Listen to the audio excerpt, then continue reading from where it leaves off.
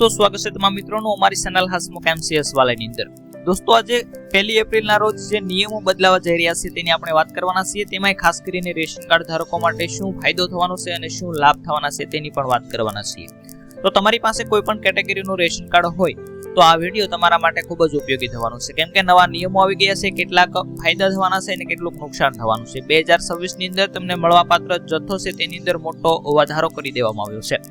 રાશનની અંદર નવી વસ્તુ ઉમેરાશે કે નહીં તેની પણ વાત કરવાના છે। તો ખાસ કરીને દોસ્તો અમારી ચેનલ સાથે જોડાયેલા રહેજો। નવા મિત્રો અમારી ચેનલમાં વિડીયો જોવા આવ્યા હોય તો એક લાઈક કરી દેજો, ચેનલને સબસ્ક્રાઇબ કરી દેજો। દોસ્તો શરૂઆત કરીએ આપણે આજના આ વિડીયોની।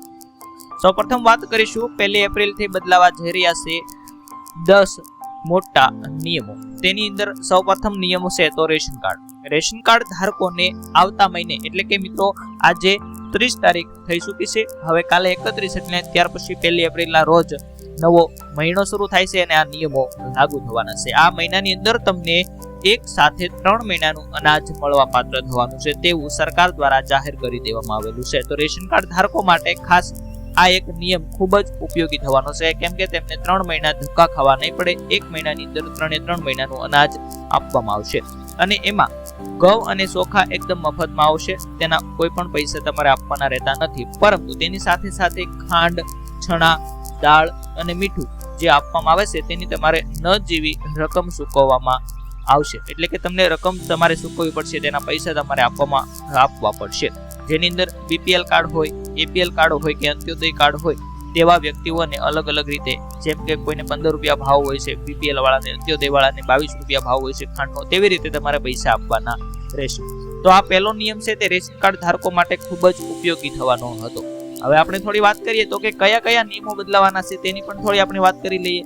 તો કે ટેક્સના નિયમો બદલાવાના છે, બેન્કિંગ ક્ષેત્રના નિયમો બદલાવાના છે, ટ્રેનને લગતા નિયમો, ટ્રેન ટિકિટને લગતા નિયમો છે, જેના ફેરફારોની તમારા ખિસ્સા પર અસર સીધી થવાની છે। આપણે આજે માત્ર ને માત્ર 5 નિયમોની વાત કરવાના છે જે આપણે સામાન્ય વ્યક્તિઓને જરૂર પડતા હોય છે। 1 એપ્રિલ 2026 થી નવું નાણાકીય વર્ષ શરૂ થવા જઈ રહ્યું છે અને આ નિયમો લાગુ થવા જઈ રહ્યા છે, જેની સીધી અસર સામાન્ય માણસના રોજિંદા જીવન અને ખિસ્સા પર પડવાની છે।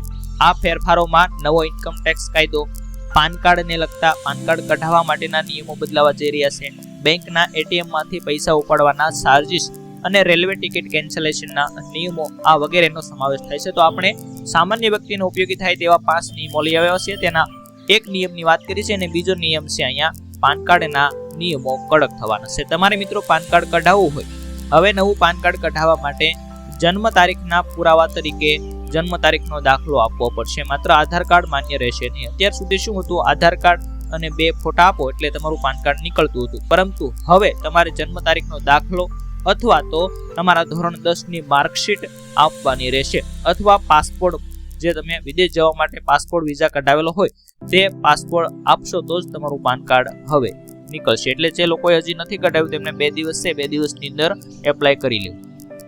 વાત કરીએ ત્રીજા નિયમની।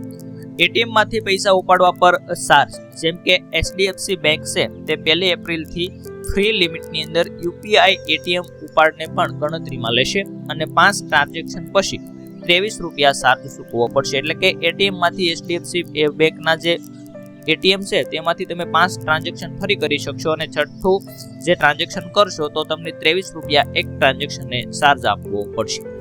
ત્યાર પછી વાત કરીએ નિયમ નંબર 4, તો કે રેલવે ટિકિટ કેન્સલેશનના કડક નિયમો। જો રેલવે ટિકિટ તમે કેન્સલ કરાવશો તો તેના થોડાક નિયમો કડક થયા છે।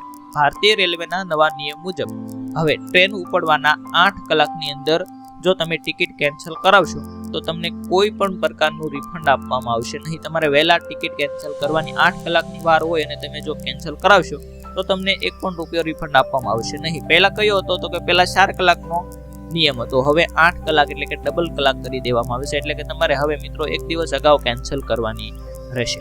અને જો એ 5મો નિયમ, તો કે ઈંધણ અને ગેસના ભાવની અંદર ફેરફાર। તો દર મહિનાની 1 તારીખે ગેસના ભાવની અંદર ફેરફાર થતો હોય છે। ઓઇલ કંપનીઓ ભાવ છે સમીક્ષા કરતી હોય છે। 1 એપ્રિલથી ઘરેલું એલપીજી સિલિન્ડર, વાહનોમાં વપરાતા સીએનજી, પાઇપલાઇન ગેસ પીએનજી અને વિમાનોમાં વપરાતા ઈંધણના ભાવમાં ફેરફાર થઈ શકે છે। તો 1 તારીખે કયો ફેરફાર થયો છે તેની પણ આપણે માહિતી લઈને આવવાના છે। તો ખાસ કરીને મિત્રો આવા દરરોજ અમે વિડીયો લઈને આવતા હોઈએ છીએ।